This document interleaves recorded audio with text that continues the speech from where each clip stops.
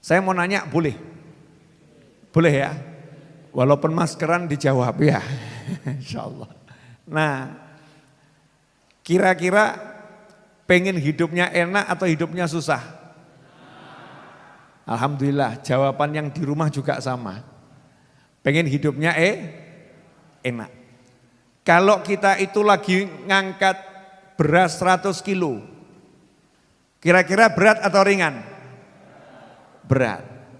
Terus kalau ada temen yang badannya keker, mengambil alih, biar saya yang ngangkat, enak atau enggak enak? Jadinya apa? Enteng atau ringan? Jadi ringan, jalan tanpa beban, karena ada yang ngangkat.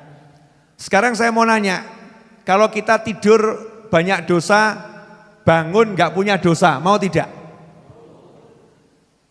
Akeh tunggale. Tidur banyak dosa, bangun gak punya dosa. Mau tidak? Mau, betul kan ya? Kita tidur saldo 0. Ini lebih gampang ini contohnya. Tidur saldo 0. Bangun tiba-tiba saldo 2,5 M. Seperti jumlah hutang tanahnya Masjid Ar-Raudhah. Kira-kira seneng atau enggak seneng? Asyik atau enggak asyik? Pertanyaan saya, tadi yang ngangkat itu kita atau orang lain? Beras 100 kilo tadi loh, yang ngangkat kita atau orang lain? Orang lain. Saldo 0 jadi 2,5 M, yang isi kita atau orang lain? Orang lain. Lah kita tidur banyak dosa, bangun gak punya dosa, lah yang mintakan ampun siapa? Kita atau orang lain? Orang lain.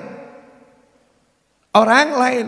Jadi kalau kita punya teman yang badannya keker, teman yang baik sama kita, siap lihat kita mikul abot, dia mengatakan, dah jenengan istirahat, biar saya yang ngangkat. Punya teman yang seperti itu enak atau enggak enak? Enak atau enggak enak? Enak.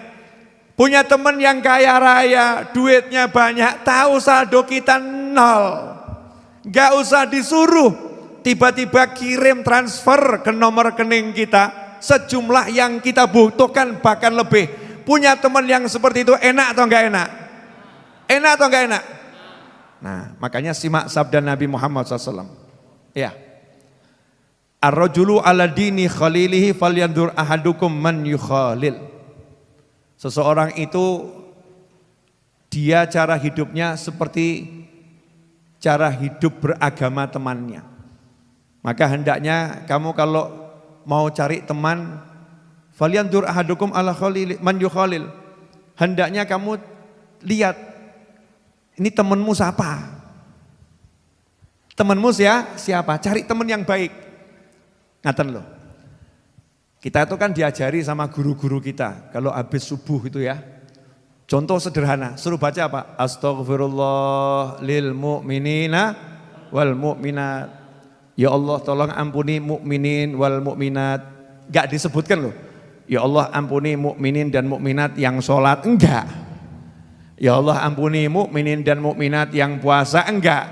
Pokoknya mukmin laki-laki, mukmin dan perempuan tolong ampuni ya Allah. Betul? Jadi kalau hari itu ada yang terlambat sholat subuh, sebetulnya kan sudah ada yang mintakan ampun ya. Benar kan ya? Udah ada yang mintakan ampun. Ya Allah ampuni saudaraku itu. Ya Allah ampuni saudaraku. Ya Allah. Nah ini kalau dijalankan, kita punya teman yang tiap hari sudah mintakan ampun buat kita. Jenengan kalau baca Wirdun Nawawi, wiridnya Imam Nawawi nanti paham. Ya, wiridnya Imam Nawawi itu di awal bismillah ya Allah akbar aqulu ala nafsi wa ala dini wa ala ahli wa ala uladi wa ala mali wa ala ashabi wa ala dianihim wa ala amwalihim alfu la haula wa la quwata illa billahil azim. Ya Allah aku ucapkan untuk diriku ya ala nafsi wa ala dini agamaku wa ala ahli wa ala mali keluargaku hartaku sahabat-sahabatku. Jadi diajari sama Imam Nawawi, sahabat-sahabatmu itu walaupun gak baca wiritono, gak baca la haula wala quwata illa billah, kamu yang bacakan untuk sahabatmu. Kamu yang istighfarkan temanmu. Jadi orang-orang soleh itu hidupnya gak mikir diri. Yang dipikir adalah semua yang berteman dengannya. Seluruh muslimin wal muslimat, khususnya yang berteman dengannya. Bayangkan bagaimana untungnya sahabatnya Nabi Muhammad SAW. Kalau baru saya saja naik mobil lihat teman saya jalan kaki tak angkut kok. Betul ya? Ayo naik mobil sama saya, jangan jalan kaki nanti capek. Padahal modalnya cuman punya pertemanan dengan saya, koncoku, tak angkut. Lah bayangkan nanti yang jadi temannya Nabi Muhammad SAW. Enak atau enggak enak? Enak. Nah karena itulah para kiai, para habaib dari dulu ngajari, ayo kalian berteman sama orang-orang yang baik. Karena kalau temannya orang baik itu gak akan lupa. Ahlul wafa, ahli balas budi. Mungkin kita cuma ngirimi sayur asem. Sayur asem. Beliau malam makan sayur asemnya seneng. Tanya siapa yang ngirim fulan. Keluar doa, ya Allah tolong nih yang ngirimi ampuni dosanya ya Allah. Beri kebaikan yang banyak ya Allah. Lah ngimpi apa dia di rumah? Di rumah enggak doa, enggak ngapa-ngapain, ada yang mendoakan. Ada yang mendoakan.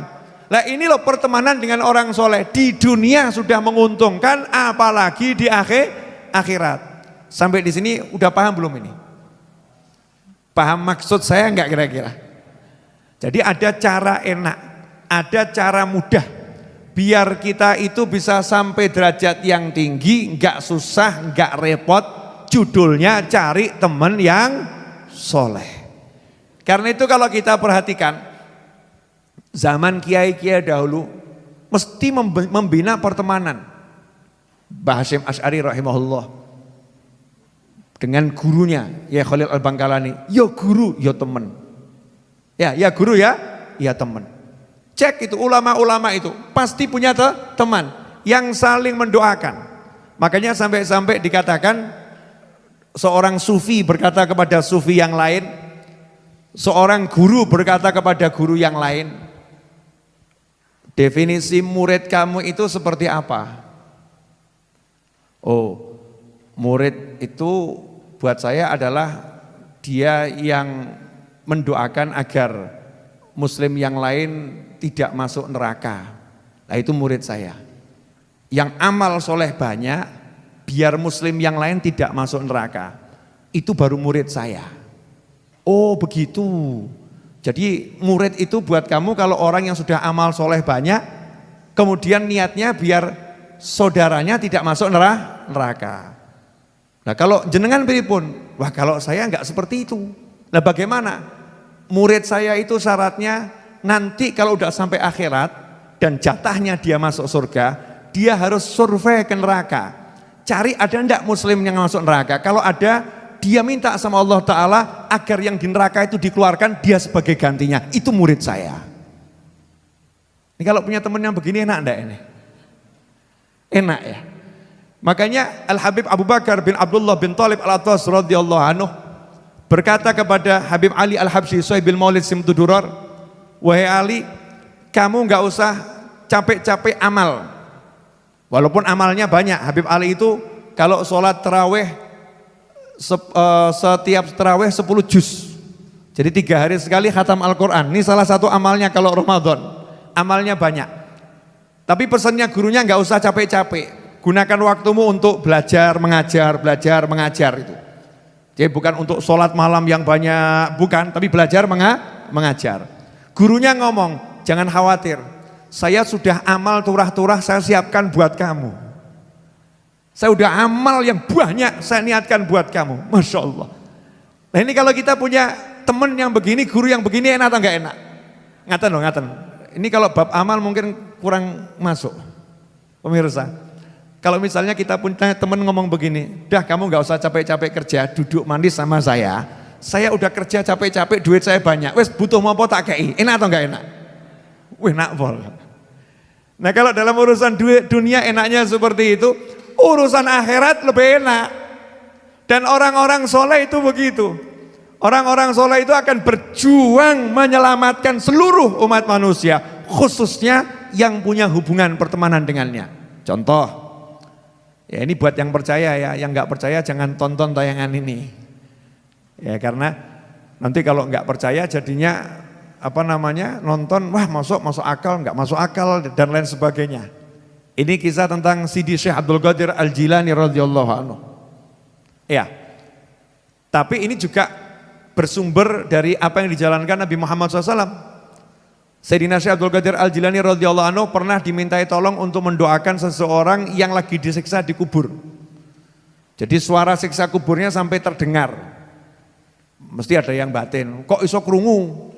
Bagaimana itu? Jangan-jangan orang yang dengar itu sakit jiwa. Naudzubillah min dzalik ya. Kita ini memang telinga kita yang kurang bagus.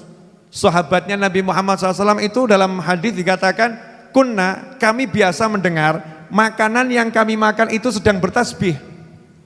Makanan yang kami makan sedang bertasbih. Kami biasa dengar begitu. Itu sahabatnya Nabi Muhammad SAW. Nah kemudian yang dengar tadi ada siksa kubur, ternyata yang disiksa temannya. Ini sahabat saya, teman saya. Tolong wahai guru, doakan biar diampuni. Ini loh, manfaatnya punya teman yang baik. Begitu dengar temannya disiksa, nggak ngomong, rasakno. Dah ini dikubur kamu rasain. Dulu waktu hidup saya ajak-ajak pengajian nggak mau. Diajak sholat nggak mau. Diajak zikiran nggak mau. Sekarang saya kan lihat kamu baik, dengar ya. Dengar atau mungkin mimpi kamu disiksa, rasain layak kamu disiksa. Naudzubillah min dzalik. Bukan seperti itu. Orang-orang yang soleh ini teman yang baik, kalau dengar temannya disiksa di kubur, nggak akan bisa tidur, nggak akan bisa tidur. Dulu waktu saya masih SMA, contoh simple, saya masih SMA itu ada salah satu kakak kelas saya meninggal dunia. Kakak kelas saya meninggal dunia. Itu saking saya mikirkan bagaimana nasibnya dikubur. 2 bulan itu saya jalan kaki keliling Solo sambil bawa uang seadanya, cari orang-orang yang minta-minta ya, tapi bukan yang keliling-keliling. Mungkin duduk di mana orang tua gitu ya. Saya semperin, saya niatkan, ini untuk beliau. Ini untuk beliau. Itu 2 bulan saya lakukan. Dan terus saya mintakan doa dari orang lain. Gara-gara apa? Saya pengen teman saya selamat di kubur. Itu baru saya loh, baru saya. Wong elek iki. Bayangkan kalau orang-orang soleh itu loh, mikirkan temennya itu seperti apa. Enggak terus meninggal, yos pens mati-mati urusannya dewe-dewe. Enggak ada seperti itu. Betul-betul akan diperjuangkan. Makanya orang tadi karena dia tahu temannya lagi disiksa, datang menghadap Syekh Abdul Qadir Al-Jilani radhiyallahu anhu. Minta agar didoakan. Syekh Abdul Qadir Al-Jilani juga radhiyallahu anhu ngomong, lah saya mau mendoakan harus ada hubungan. Karena ini kasusnya berat. Siksa kubur yang berat harus ada hubungan. Syariatnya begitu, kalau enggak ada hubungan, doa saya kurang nyambung nanti. Ternyata ketemu hubungannya. Pernah melihat rombongannya Syekh Abdul Qadir Al-Jilani itu lewat, bukan lihat rombongannya, sisa bekas lewatnya. Jadi jalannya itu debunya pada naik gitu ya. Nah ini bekas rombongannya siapa? Syekh Abdul Qadir Al-Jilani radhiyallahu anhu. Kagum. Karena kagum sama orang soleh, baru kagum sekali sama orang soleh. Orang solehnya ngomong radhiyallahu anhu, kalau begitu sekarang saya bisa doakan dia khusus. Mana makamnya? Antarkan saya ke sana. Disamperin makamnya, angkat tangan didoakan sampai suara itu enggak terdengar lagi. Selesai siksa kuburnya. Dan itu yang dilakukan Nabi Muhammad SAW ketika lewat di jalan bersama sahabat. Tiba-tiba Nabi SAW mendengar ada 2 makam yang lagi disiksa penghuninya. 2 makam lagi disiksa penghuninya. Nabi mendengar SAW. Maka Rasul enggak lewat begitu saja. Apa yang diperjuangkan Rasul? Rasulullah SAW menanam pelepah korma sambil mengatakan, selama pelepah korma ini masih basah, maka siksa keduanya insya Allah diringankan alias diberhentikan oleh Allah Subhanahu wa ta'ala. Nah kira-kira kita pengen enggak? Kita ini ya alhamdulillah kita sholat, alhamdulillah kita zikir, baca Al-Quran, tapi jujur mawon, dosa kita banyak enggak? Turah-turah. Betul ya? Turah-turah. Pengen enggak kita punya teman yang minta ampun buat kita? Pengen enggak kita punya teman yang amalnya banyak, teman itu ingat sama kita? Pengen enggak kira-kira? Di akhirat ojo khawatir, tak jamin. Al-Habib Ali bin Husain Al-Attas radhiyallahu anhu sebagai penutup, 1 menit lagi selesai. Al-Habib Ali bin Husain Al-Attas radhiyallahu anhu bungur. Ya, seorang ulama yang hidup beberapa puluh tahun lalu ketika ziarah ke makam Sunan Gunung Jati bersama teman-temannya, dan teman-temannya itu macam-macam. Ya, yang ikut itu macam-macam. Ada yang sudah sangat soleh, ada yang biasa-biasa saja. Saat itu temannya yang biasa-biasa saja emosi kepada yang saat itu bertugas di pemakaman Sunan Gunung Jati, karena ada peraturan di sana, peraturan dulu ya, ada peraturan kalau bukan turunan Nabi SAW nggak boleh masuk sampai ke area makam. Jadi yang boleh cuman Habib Ali bin Husain Al-Attas, ya, yang lain nggak boleh. Nah, karena yang dilarang ini juga orang-orang yang punya pengaruh ya di zaman itu, marah, pokoknya saya harus masuk, hampir ribut. Habib Ali bin Husain Al-Attas radhiyallahu anhu nanya, kenapa kok ribut-ribut? Bib, kami nggak boleh masuk karena kami bukan Habib. Apa kata Habib Ali bin Husain Al-Attas radhiyallahu anhu? Jangan khawatir, ya, saya nggak akan masuk kalau kalian nggak masuk. Kalau kalian nggak masuk, saya nggak akan masuk. Kita ziarahnya dari sini saja, dari luar. Tahlilannya, yasinnya dari sini. Perlu satu hal yang kalian ingat, nanti kalau saya disuruh Allah masuk ke dalam surga, saya tidak akan masuk surga sebelum saya bawa kalian semua bersama saya. Ini loh manfaatnya punya teman yang soleh. Enak enggak kalau punya teman yang seperti ini? Falyanzur ahadukum man yukhalil. Maka lihat siapa temanmu. Jangan sampai nanti kita punya teman yang kalau teman kita masuk neraka, justru sebelum masuk neraka laporan dulu sama malaikat. Malaikat, jangan cuma saya yang diseret. Kenapa? Yang ngajarin saya dia. Dia yang ngajarin, dia yang ngajak, dia nggak pernah nasehatin saya, dia nggak pernah doakan saya jadi begini, dia ikut andil, malaikat bawa dia sekalian, masya Allah, naudzubillah min dzalik. Tapi kalau teman kita orang soleh, nikmat, hidup difikirkan, wafat juga difikirkan. Bahkan bukan cuma kita yang difikirkan, keluarga kita difikirkan. Anaknya siapa? Anaknya dia, Katut. Loh, itu siapa? Pamannya beliau. Katut difikirkan. Gak mikirkan dirinya sendiri. Yang difikirkan adalah orang-orang yang mencintai dan dicintainya. Itulah orang-orang yang soleh.